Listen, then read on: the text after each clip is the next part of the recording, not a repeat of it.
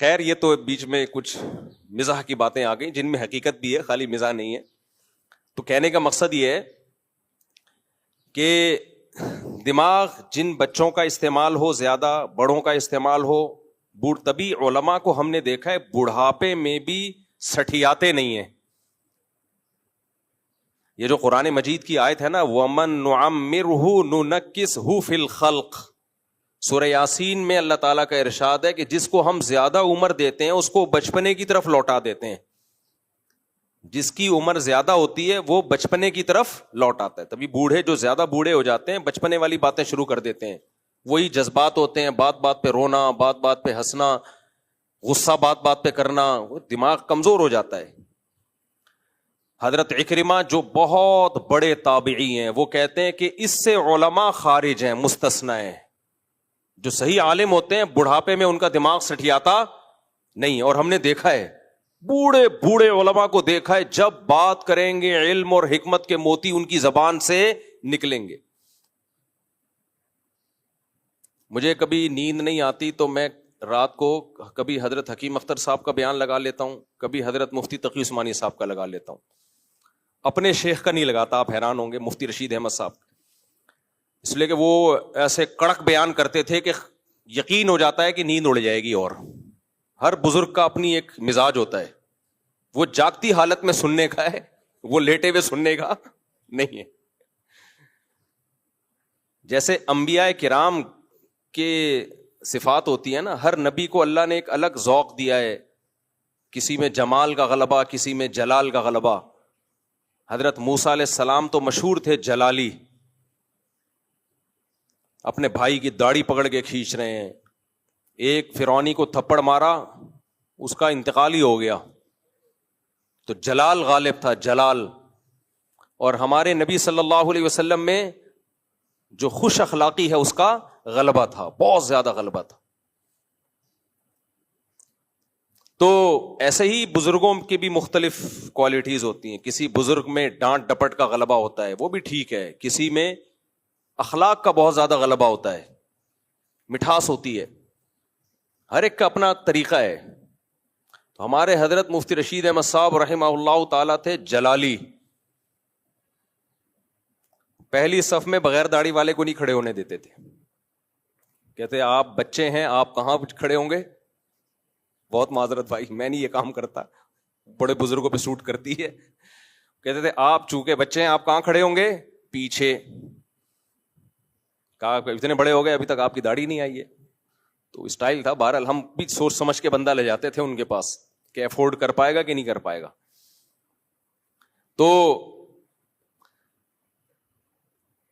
تو حضرت مفتی تقی عثمانی صاحب، آپ ان کے بیان سنیں.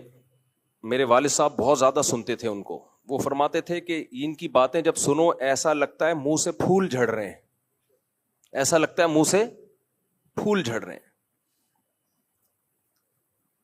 ابھی میں نے ریسنٹلی ان کا کوئی بیان سنا، اصلاحی بیان، تو میں سوچ رہا تھا اتنی عمر ہو گئی لیکن کہیں بڑھاپے کے اثرات زبان اور لب و لہجے میں نظر نہیں آ رہے. بڑھاپے سے میری مراد کہ جو عام طور پہ بوڑھے لوگوں کی حالت ہو جاتی ہے، علماء اس سے مستثنا ہوتے ہیں جو صحیح عالم ہیں.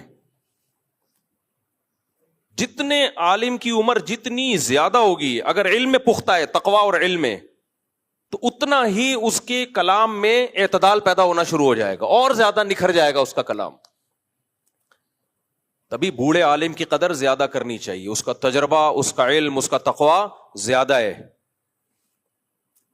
حکیم اختر صاحب رحمہ اللہ تعالیٰ آخری عمر میں، آپ ان کے بیانات، آڈیو بیانات پڑے ہوئے ہیں، سنو آدمی حیران ہو جاتا ہے، سب دل کو سکون ملتا ہے. اور آج کل کے جو اسکالرز آ رہے ہیں ان کا سنو ڈپریشن کا ڈبہ بن جائے گا تھوڑے دنوں میں. کل ایک لڑکا آیا میرے پاس، ملاقات کا ٹائم لیا تھا اس نے، نوجوان لڑکا 23-24 سال کا، بیٹھا کہتا ہے بھائی میں بہت ٹینشن میں ہوں. میں نے کہا کیا ٹینشن ہے؟ کہہ رہے میں نے مختلف اسکالرز کو سنا ہے، مجھے اب سب غلط لگتے ہیں. مجھے اب سب کیا لگتے ہیں؟ غلط. اس کی نماز حدیث کے خلاف ہے، اس کی نماز قرآن کے خلاف ہے، اس کی نماز فلانے کے خلاف ہے، اس کی نماز یہ ہے. تو میں نے کہا سن کس کو رہے ہو؟ اس نے 2-4 مشہور زمانہ کے نام لیے. تو میں نے کہا جس کو سننے سے آپ کو سب غلط لگنے لگیں وہ کبھی بھی ٹھیک نہیں ہو سکتا.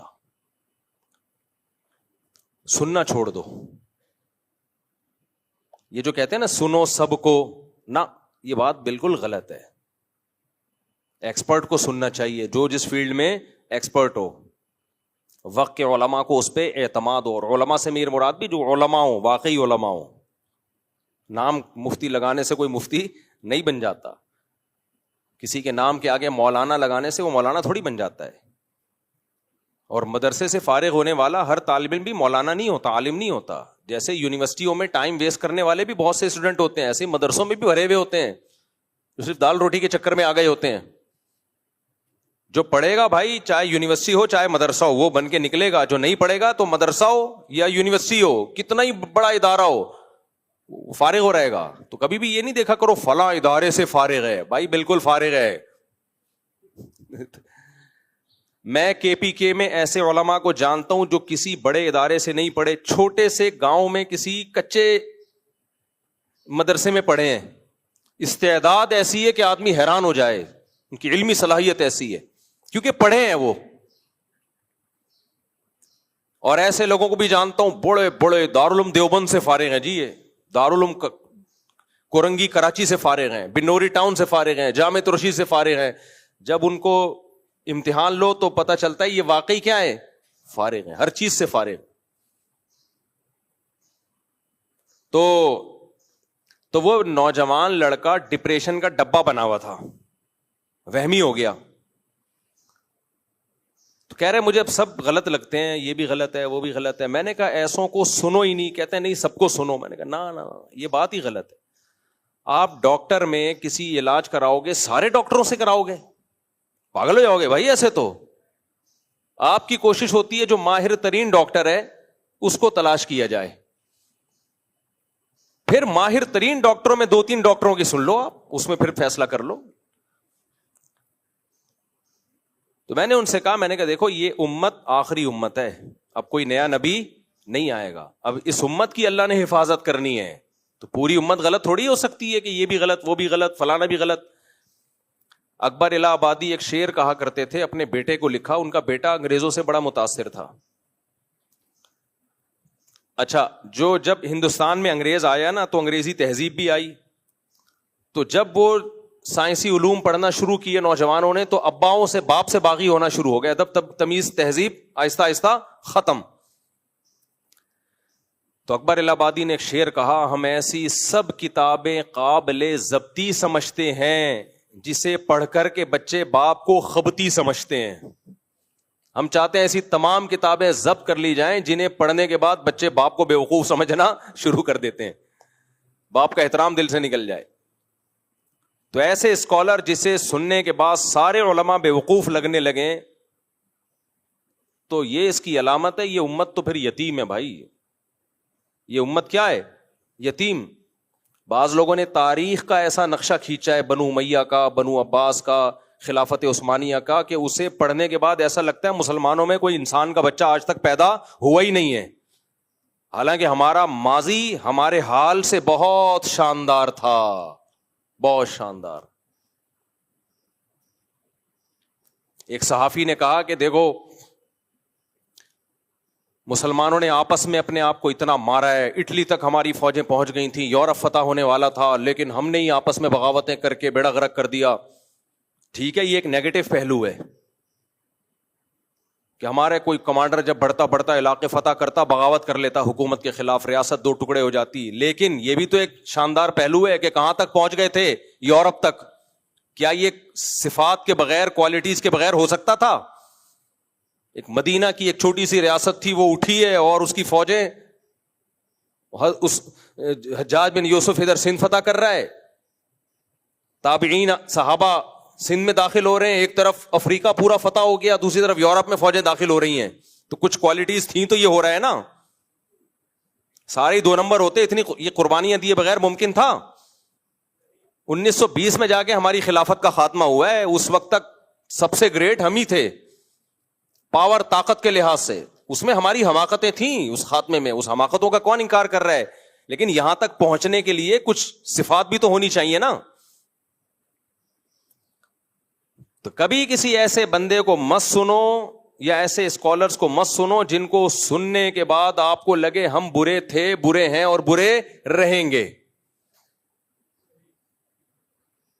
ایسا نہیں ہے بھائی, ہم اچھے تھے, اچھے ہیں اور انشاءاللہ ہم ہی اچھے ہوں گے. اللہ نے کافروں سے تھوڑی کام لینا ہے. ہاں ہمارے اندر کچھ خرابیاں تھیں جو ہمیں تنقیدی نظر سے دیکھنی چاہیے, ان خرابیوں کو دور کرنے کی کوشش کرنی چاہیے. سب سے بڑی خرابی پتہ ہے جس کی وجہ سے ہماری ریاستیں تباہ ہوئی ہیں, ہماری خلافتیں ختم ہوئی ہیں, وہ ٹیکنیکل فالٹ کیا تھا؟ ہم نے اپنی ریاستوں کی قدر نہیں کی. ہم نے انڈیویجولی بادشاہوں کو, خلیفاؤں کو دیکھنا شروع کر دیا. بنو امیہ جیسی تیسی تھی, اس کے دور میں اسلام بہت پھیلا ہے, جو ان کی خلافت جیسی بھی تھی بہت پھیلا اسلام. بنو عباس کھڑے ہو گئے اس خلافت کے خلاف کہ ان میں یہ ظلم, ان میں یہ ظلم. اسلام کیا کہتا ہے؟ ظلم کے خلاف آواز اٹھاؤ, لیکن ریاست ختم کرنے کی کوشش بولو مت کرو, بچاؤ. سب سے پہلے کیا بچانا ہے؟ ریاست. بنو عباس نے بغاوت کر دی کہ ان میں یہ ظلم ہو رہا ہے. بھائی ظلم کے خلاف آواز ضرور اٹھاؤ, آپ خاموش مت رہو. حدیث میں آتا ہے سب سے بہترین جہاد ہے ظالم بادشاہ کے سامنے حق بات کہنا. وہ کہتے رہتے, آپ تلوار نہ اٹھاتے. تلوار اٹھانے کے نتیجہ کیا نکلا؟ خلافت دو حصوں میں ڈیوائیڈ ہو گئی اور جو ترقیاں تھیں وہ رک گئیں. پھر کیا ہوا؟ بغداد کی خلافت کتنی زبردست, ہماری رصد گاہیں تھیں, خلاؤں میں اور سیاروں پہ پہنچنے کی باتیں کون کرتا تھا؟ آج ناسا کرتا ہے, کل کون کرتا تھا؟ ہم کرتے تھے. گورے آیا کرتے تھے ہمارے پاس پڑھنے کے لیے. وہی ہوا, فرقہ وارانہ لڑائی ہوئی ہے اور چنگیز خان کو راستہ دے دیا ایک مخصوص فرقے نے, کیونکہ دو فرقوں کی ایسی خاندانی لڑائی ہوئی تھی بغداد میں. تو اس لڑائی کا فائدہ کس نے اٹھایا؟ چنگیز خان. جب یہ ایک فرقہ, میں نام نہیں لیتا تاکہ فرقہ واریت مزید نہ پھیلے, تو انہوں نے کیا کیا؟ انہوں نے پھر چنگیزیوں کو راستہ دے دیا دشمنی میں. جیسے لوگ اپنے بھائی کو ہی مروا دیتے ہیں نا دشمنی میں آ کے, یہ نہیں دیکھا کہ اس سے تو ہم بھی مریں گے, ہماری بھی ایسی کی تیسی ہوگی. بغداد پہ قبضہ کرنا آسان تھوڑی تھا, جب تک اپنے لوگ نہ ملے ہوں یہ ممکن ہی نہیں تھا. اپنے لوگوں نے کہا یہ حکومت ظالم ہے, یہ حکومت غلط ہے, یہ حکومت اس سے انتقام لینا ہے, تو راستہ دیا اس سے, نہ آپ رہے نہ ہم رہے, پروگرام ہی بڑھ گیا. پھر اللہ نے اس امت پہ رحم کیا, تیسری بڑی اسٹیٹ قائم ہوئی خلافت عثمانیہ. بہت جہاد کیا, بہت لڑائیاں لڑیں, قسطنطینیہ فتح ہوا, اور کیا کچھ سلطان محمد فاتح کی قربانیاں تھیں. بالآخر اللہ نے ایک تیسری خلافت ہمیں دی جسے کیا کہا جاتا ہے؟ خلافت عثمانیہ. اس میں بھی سارے کام ٹھیک تھوڑی تھے, کچھ غلطیاں بھی تھیں. جب بڑے کوئی ایک گھر چھوٹا سا دکھا دو جو 100% صحیح چل رہا ہو. جو مسجدوں میں اعتراض کرتے ہیں نا, امام ایسا, مؤذن ایسا, کمیٹی ایسی, فلانا ایسے, میں کہتا ہوں تم اپنا گھر پورا سیدھا کر کے دکھاؤ پھر آ کے اعتراض کرنا. کوئی ایک گھر ایسا ہے جس میں آدمی کہے میری بیوی 100% صحیح چلتی ہے, بالکل ٹھیک, اور عورت کہے میرا شوہر 100% کیا ہے؟ صحیح ہے, انسان کا بچہ ہے بالکل. ایک بھی گھر, میرا گھر نہیں ہے. میری بیگم کہے گی میرے میاں بہت اچھے ہیں لیکن ایک فالٹ ہے, ایک فالٹ ہے ان کے اندر. تو وہ بھی کوئی نہ کوئی فالٹ نکال لے گی نا. وہ فالٹ کیا ہے بھائی؟ یہ شادیاں کرتے رہتے ہیں.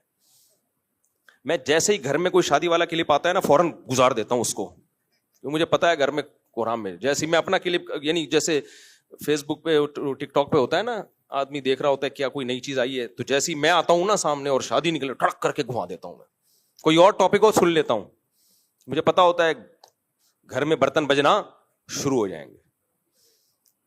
تو کوئی ایک گھر ایسا نہیں ہے جہاں اسلامی حکومت قائم ہو. کوئی ایک گھر ہے سارے بچے نمازی ہوں, ایک نہ ایک پوستی نکلے گا, وہ اٹھے گا نہیں ٹائم پہ, وہ سوتا پڑا رہے گا.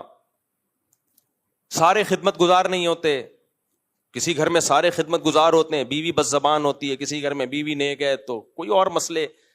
تو بھائی کیا اس گھر کے خلاف بغاوت کر دیں, اسے بم سے اڑا دیں؟ زندگی کی گاڑی ہے, چلانی پڑتی ہے بھائی. بڑے فائدے حاصل ہو رہے ہیں, چھوٹے نقصانات کو برداشت کرو. تو اسی طرح زندگی چلتی ہے. تو اسٹیٹ اور ریاستیں بھی اسی طرح چلتی ہیں, اسٹیٹ اور ریاستیں بھی ایسے ہی چلتی ہیں. یہ تھوڑی ہوتا ہے کہ ریاستی کو اڑا دو, بغاوت شروع کر دو, تلوار اٹھاؤ, یہ توڑ دو, یہ 2 ٹکڑے کر دو, 3 ٹکڑے کر دو, فلاں ایسا ہے, فلاں ویسا ہے. بھائی فلاں جیسا بھی ہے, ملک کس کا ہے؟ ہمارا ہے, ملک ہمارا ہے.